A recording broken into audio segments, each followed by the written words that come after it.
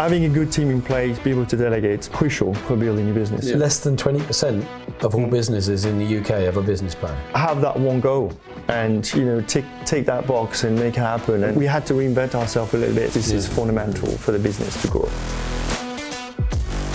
Welcome back to Success is a System. I'm Mike Green and I've got Francois Pierrel with me today. Now, when I first met Francois, it was about 5 years ago. I was entrepreneur in residence at Allia Future Business Centre. Francois had a business and we're going to talk about that journey. But since then, he's grown that business, continues to grow that business, has sold some IP and exited some cash on the way, which is always nice to do in business. I want to talk about that, learn from that and see what we can learn from Francois that could be helpful to you. So let's get straight in. Francois, we first met about 5 years ago. Indeed. What were your first impressions of that meet and where were you in business and your headspace at that point in time? So at that point in time, it was a difficult time in my life. I've gone through quite a lot of personal difficulties, a divorce, and I remember that was one of the things we discussed. And it was a tough time. But I think I was I came to your session and obviously trying to listen to the good words of Mike Green and then some of the key things you said is one, you've got a lot of ideas, Francois. These are great ideas, and I think I can't remember what I said, but I think it was 4 or 5 things, and you said, Francois, you need to pick one. Yeah. And that was one thing I remember. The second thing I remember you said to me is do you have a lawyer? Yeah. and at the time I didn't, and he said, well, I know someone, I'm going to introduce you to him, and it might be, and I think it was a great introduction, and because of that, I think that was a first step actually that built up lots of other steps in the right direction. So thank you for that, for the point in time. It's a pleasure, and you reminding me takes me back as well. And I do remember you going through a divorce, and trying to build a business is tough. Trying to build it when you're challenging children and wife and home and rehome and all of this adds to that. And so for me as a mentor, one of the things I'm really conscious of is some people say, yeah, but that's my personal life. I just need to focus on the business. And I think that's like saying pick one at the end of the pen up. I mean, it's connected. So to me, people can share what they want and only as much as they want. But if I'm working with a whole person and, you've got to fix the whole person if you want to help them fix their business.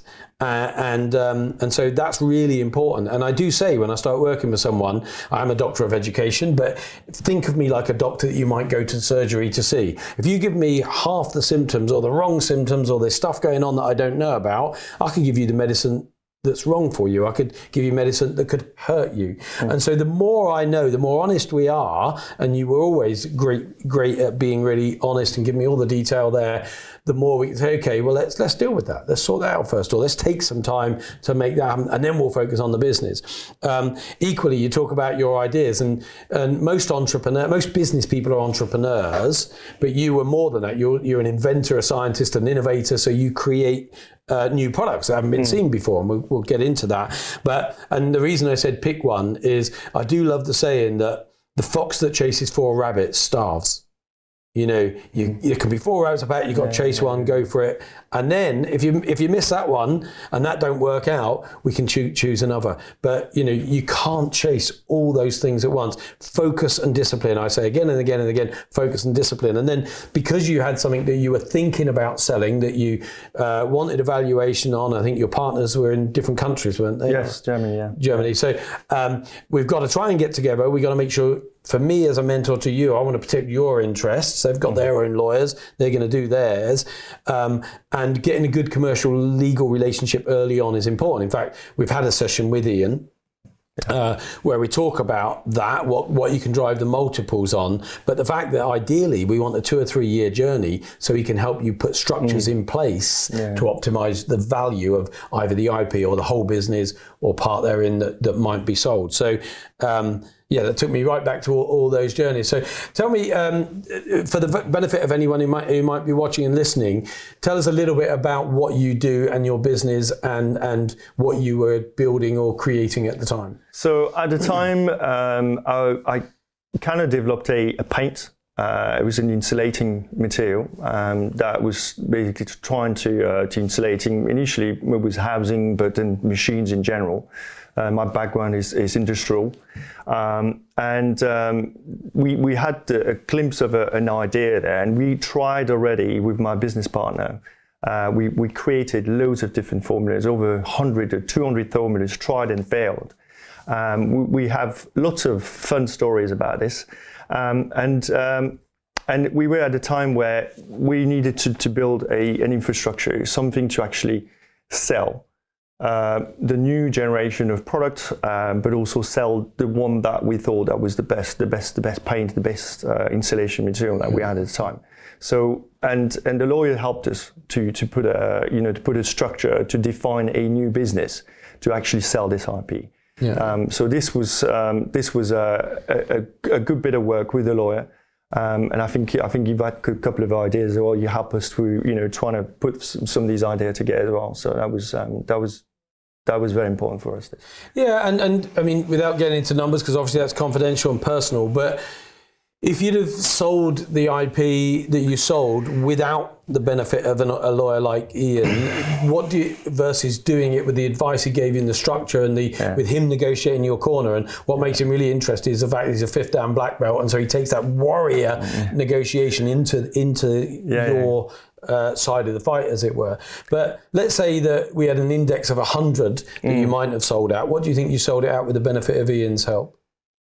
Well, it's in millions, so it's obviously good. But I think also, even before this, I don't think without such a lawyer we would be able to sell it, because I think the business we sold to was a multi-billion company, and they wanted a sound company, not just a one good lawyer, but also a structure and a company behind it. So I think that having Ian on the side was great, but also a big company, a big lawyer company firm in London. That's what also made it. So he spoke their language. Absolutely. Because I remember the 2 partners in Germany, wasn't it? And so he would be able to speak to their lawyers, understand the language that they were looking for. So I think the law firm in London also had German lawyers, right. and obviously they knew the German laws, and they were German speakers. So that was really helpful. Yeah, that was Floodgate. They've been my lawyers for many, many years, and Ian's been my lawyer for 15 years. So I'm a great fan of his. But generally, one of the things I'll often say to mentees is the 2 areas where I would say you should always be slightly uncomfortable in the amount that you're paying are finance and legal. In the sense that if you're getting a good deal and you're happy that you're getting a cheap deal on finance and legal, you're probably losing money. Or you're certainly not making as much money, because that money you absolutely get what you pay for when it comes to finance and legal. So we roll forward. I mean, I want to come back a little bit, because we roll forward. You've now sold the IP, gone from like struggling inventor to having a nice little nest egg now that can give you security for the future. Yeah, absolutely. So this has been 12 years in the making. I'd say about last 10 years has been, roller coaster of trials and failure, and most, I'd say probably 98% was failure. The last 2% just made it happen. And then we use this platform, so we've sold the IP, and we're trying to use the same platform to actually sell the next generation of product. And that's I think it's a great way to carry on. We didn't really want to sell a business, so we came on to trying to sell IPs. That's the idea. So you kept the business, but you took a chunk of money out by selling the IP. But I think what's also interesting, and this is what I get from working with anybody, because I'm constantly looking at new mentors as well in different skill sets and so on.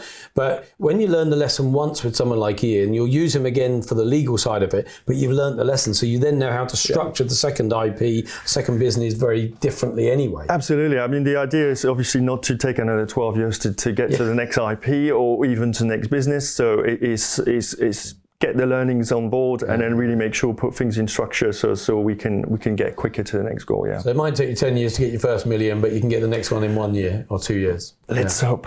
Yeah. Well, I've seen the way you've worked and how you've evolved since. And I think from working with Ian to sale, was that 2 years, something like that? So 2 years, but he helped you restructure, optimize your exit, actually get a chunk of money off the table without even selling the business. So you still got the benefit of the business. You're working on different IPs that you can sell in a similar way. Is that right? That's right. And I'd add something here is that you also need someone that believes in you.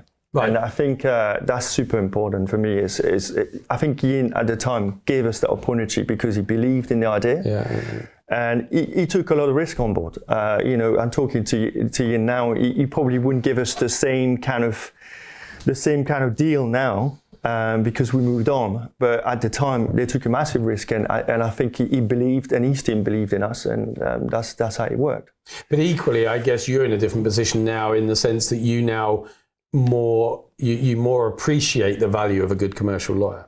But equally, about believing in you, I remember having many conversations where, because of some of the other stuff you were going through, I had to keep saying to you, you're a great guy. You got a great product here. You know, you got to believe in yourself. And I think that believing in you, as other people believe in you, it gives you the belief in yourself. And you got to have that, because any journey for an entrepreneur or innovator is rife with ups and downs. I mean, you talked about 200 formulas that you tried and failed, and you hear that with whether it's Dyson or Edison or any sort of great inventions or innovations.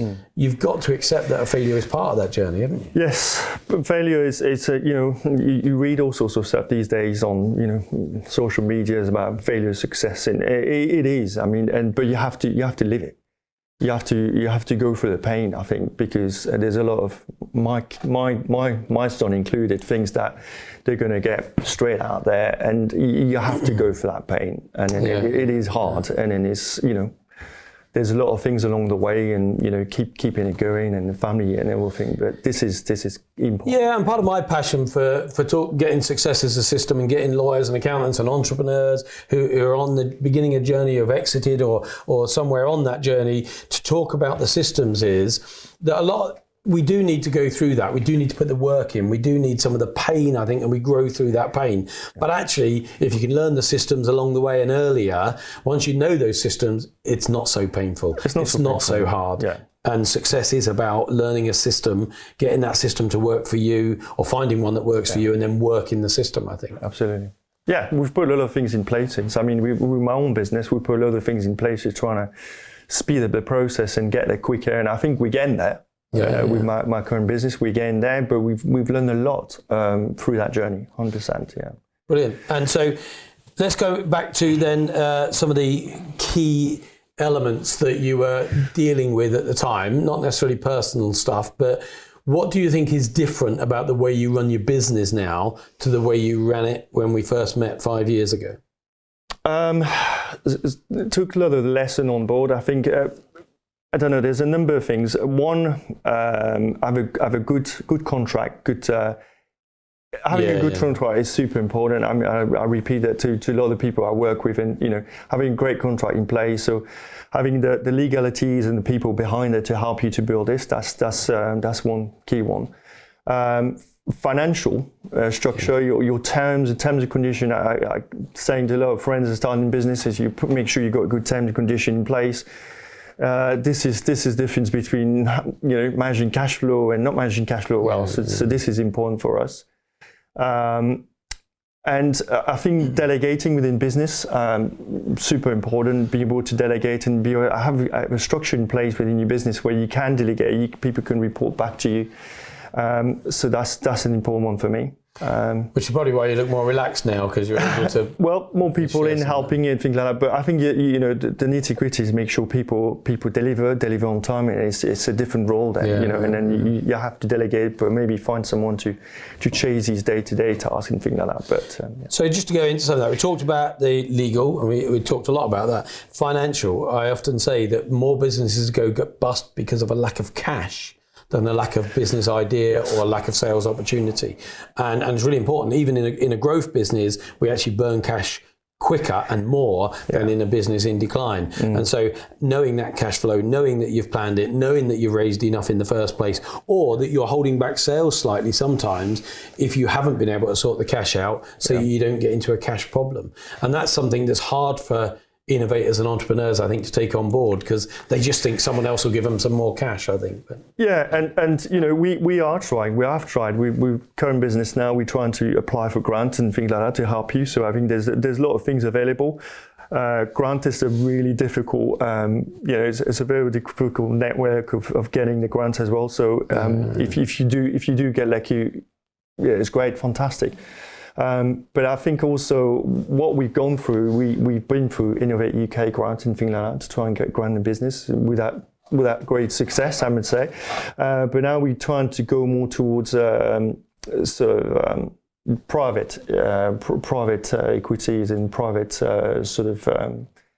investors. And I think I think this is probably, I don't know, I personally think this is probably better if you can. Because the grants and things like that, one, hard to get.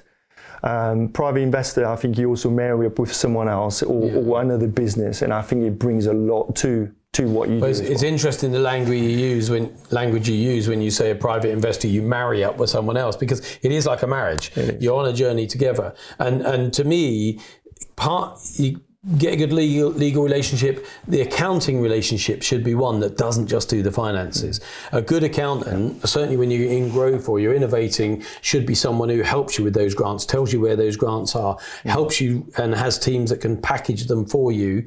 But what we wouldn't do is we wouldn't just go to one sort of source. You should look at multiple sources on funding, because there are lots of different ways to access that, and there's hierarchies. You know, the best money often, or cheapest money, will be high street banks, but if you don't tick the box, you don't tick the box. And then you go to secondary banks or mezz lenders or investment platforms, and we speak to Oliver investors about fundraising, so we can teach people about what to do, what not to do, how to access those right avenues. But none of this, when you go in business, do you think you're going to have to learn? Absolutely. But it's all about, and I was talking earlier to somebody that, we can learn to do our skill. Your skill as a scientist in creating some of these systems is unquestioned, and that's what you trained for.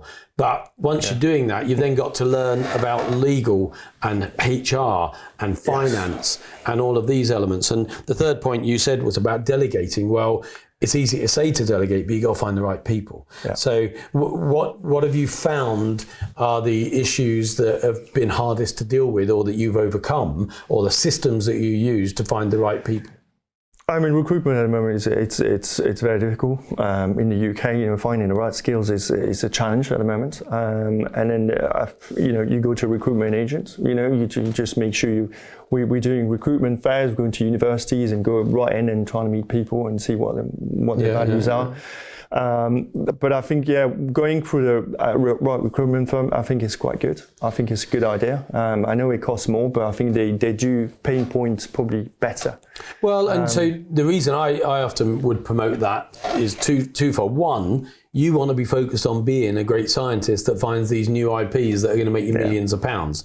The minute you personally are having to find people, one, you're not a HR person necessarily. You have quite a focus on the product side of the business. So let someone who's the best at what they do that. And secondly, I think recruiters are more open to and happy to steal people from other companies.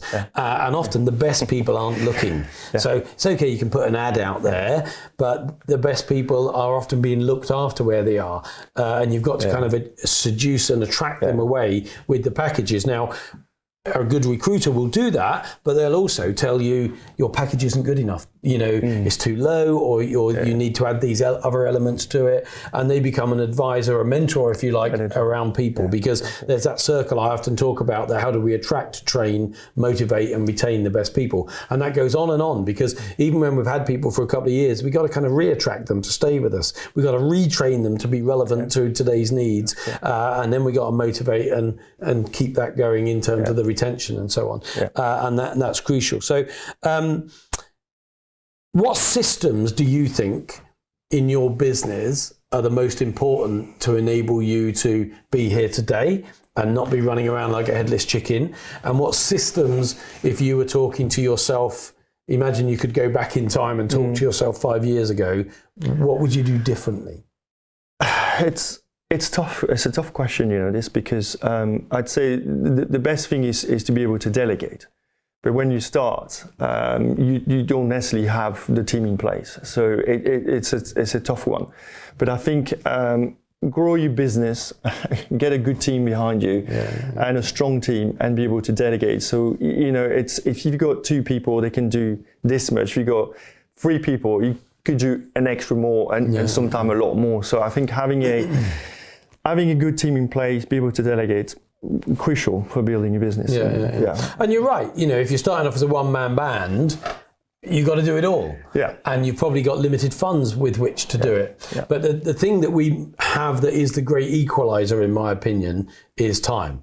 Whether you're homeless or Elon Musk, we've still got 168 hours. So if you are limited in resource, that resource, when you haven't got people as a resource, is time. And so to me, it becomes to how are we using that 168 hours? Because the difference between Elon and say me or you is that he uses his time more effectively. Now he's got lots of people as well, but he didn't always have. So getting a plan that enables you to be rifle focused so you don't get easily distracted means you're getting 3 times as much, let's say, out of yourself, because you're not wasting time with distraction of possibilities elsewhere. You've set your mind, we're going to create a product that does this, and then you're obsessive about that. When that's done, sold, delivered, or on its journey, we can look at another one. So do you use your time differently now to I also what I try to do in business is trying to make sure that people are always on the same page and they understand the vision of the business.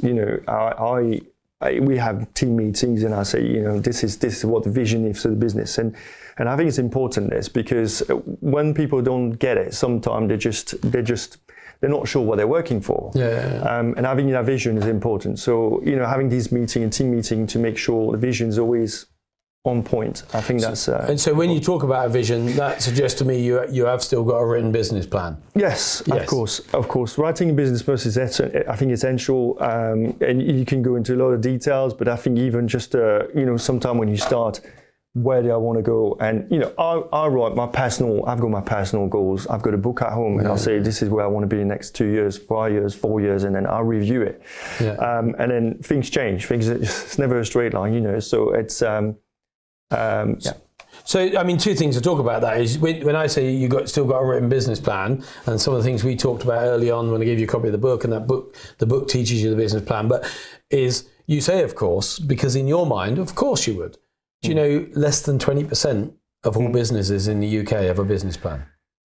80% don't have a business plan. They might have had one when they first set off and went to the bank, and it was this little business plan. We all know that changes dramatically, even in the first year. Of course. They don't renew, they don't update. So, and the second thing you said about, it changes. What I believe in the principle of set off and course correct. This is where we're going. We review it at least once a year.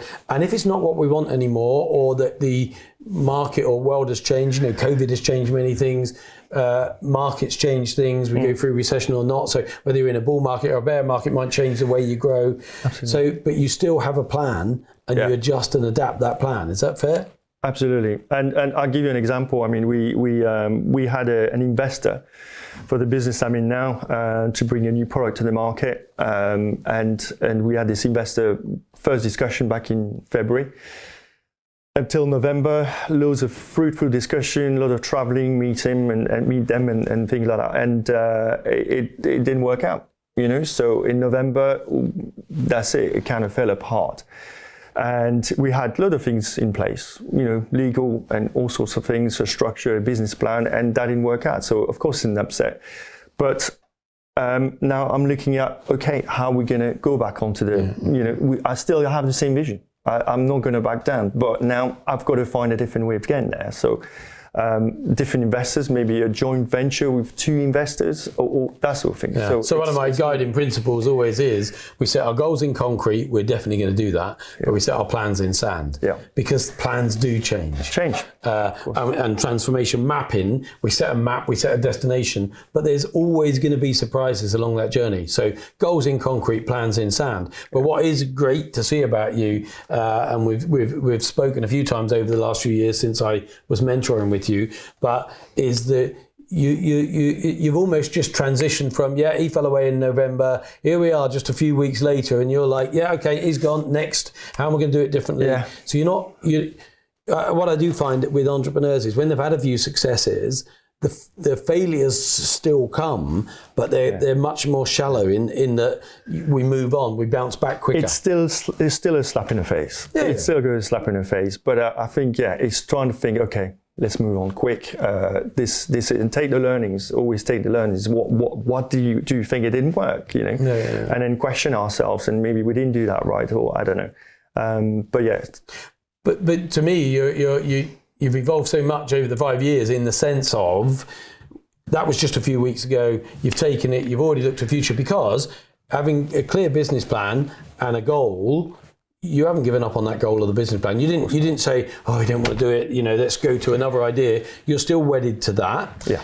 And then even more so illuminating as a professional businessman that's evolved with the benefit of other good lawyers and different things is to say, what have we learned from it? Because you'll be surprised how many people that I've mentored that have gone through failure, and often they're still in that blame culture of, oh, they were so-and-so and they did this and they wasted our time. Of course, it's all negative energy and wasted energy because it's not taking them anywhere.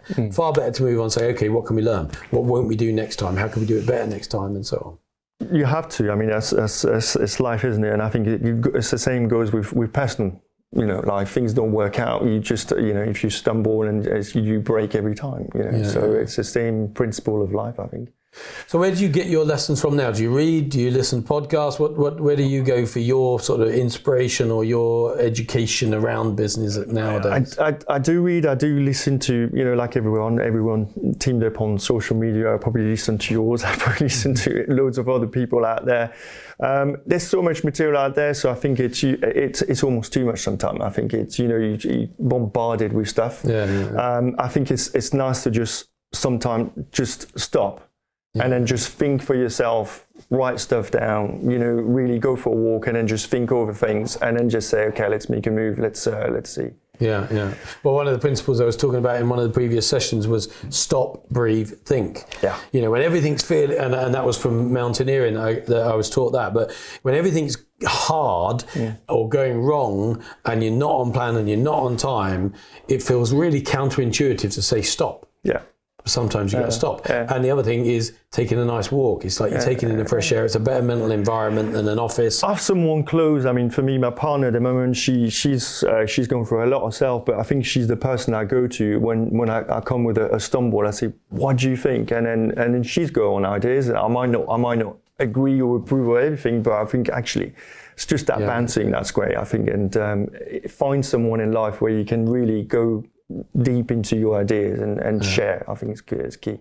No, I think it's absolutely crucial. But I know because of the challenges you had when we first met, that you also understand the importance of then giving that time back. Because sometimes we can get so caught up in business that we give it like 20 hours a day and we ignore the people that are the best support for us or the best person we think I don't want to burden them with my problems, but that burdens them by not telling them your problems more. So sharing and talking and learning is really key. And look after number one. I think you did say that to me first time we met. Is make sure you good and you do the right thing for you. I mean, it's if your brain is cluttered, if you don't feel good, and things don't work. Simple as that. So. Well, selfish has become a negative word, or we automatically attach negative connotations to it. But if you, I'm not religious particularly, although I respect all people who are, but the religious saying of my cup overfloweth, I always think that if I've got more energy than I need, I can give it to others. If I've got more money than I need, I can help others. If I've got more expertise than I need, I can help others. But the minute you're depleted, you need to accept that that's then about taking or about asking. And that's the other thing, particularly with men in business, they don't ask when they need help. In fact, you mentioned earlier about your son and like every other teenager, this belief that we live in an X Factor world, a lottery world, where I can go in front of Simon Cowell and become a zillionaire overnight, or I can buy a £2 lottery ticket and become a multi-millionaire overnight. But as what my mentor said to me once, the only place that success comes before work is in the dictionary. Everywhere else, you got to put the work in first. And there is work, there is focus, there is a goal setting, and you can't do it on your own. I mean, that's the other thing. I think when I first met you, you were trying to be everything to everyone and solve every problem. Yeah. There's still a lot of this. There's still a lot of this, but I think I've learned to focus and, and discipline. You wrote that. I think it's, you have that one goal and, take that box and make it happen, and then go to the next and go to the next. I mean, working in parallel, in business, they say, oh, you work in parallel. I think it's great. And you can do this, but I think with ideas, sometimes it's best to just have one idea, clear that, go to the end of it, and maybe you have several ideas, but quickly just eliminate the ones that you think are not going to be, bringing the goods. Well, focus and discipline. The fox that chases multiple rabbits starves, fox that chases one gets it. I think with good teams, you can then start to look at multiple opportunities. But to me, I always think of it as when I was younger and you get the circus and you see someone spinning plates and, they go from 1 to 2 to 3, then they go back and spin. And let's say they could spin 6 plates. Once they start getting beyond that, plates start falling. And when plates fall, they smash, and that causes damage, and then it all falls apart because you lose your focus. So to me, I'm completely with you. It's focus and discipline. That's why the transition mapping is all about where are we going, what have we got to do to get there, so current state, where are we? Future state, where are we going? What areas do we need to work in? So people, sales, marketing, finance, legal, operations, and then what actions in each area. Then we can start to think about people in terms of who's going to help us on that journey. Have I got the expertise? And the realization that often you need to find people better than you in areas to do stuff that you can't do. Yeah, absolutely. I mean, in a business, you can never have all those skills. So employing the right skilled people, that's absolutely fundamental. You mentioned marketing. This is one area I think of my business where I didn't do for many years because I had a good network and people used to come to me and business was coming. It's fine. But over the years, COVID hits us as well, and I think people just kind of, where's this business? And I think we had to reinvent ourselves a little bit. So I think marketing now, I'm investing in marketing a lot more than I've done. We've recruited people to do marketing in-house. And this is one of the things I either never knew about it, but now I have to, because this is fundamental for the business to grow. So.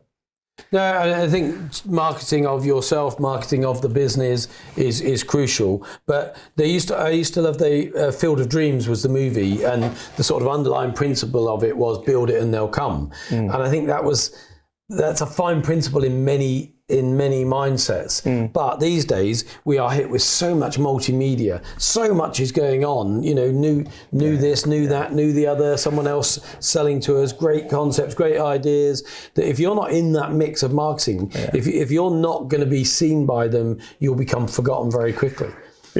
Being visual, I mean, all the platforms, you have to use them. I think it's and the world we live in at the moment, you have to use these things, and then we starting to see the benefit of it now,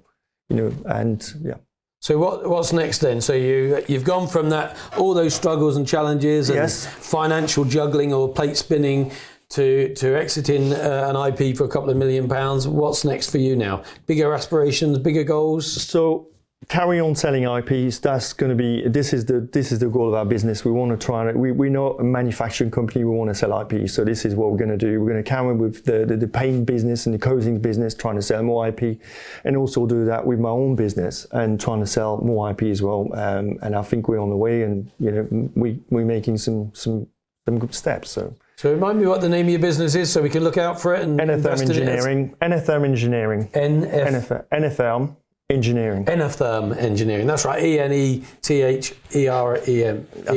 ERM. That's it. EnerTherm.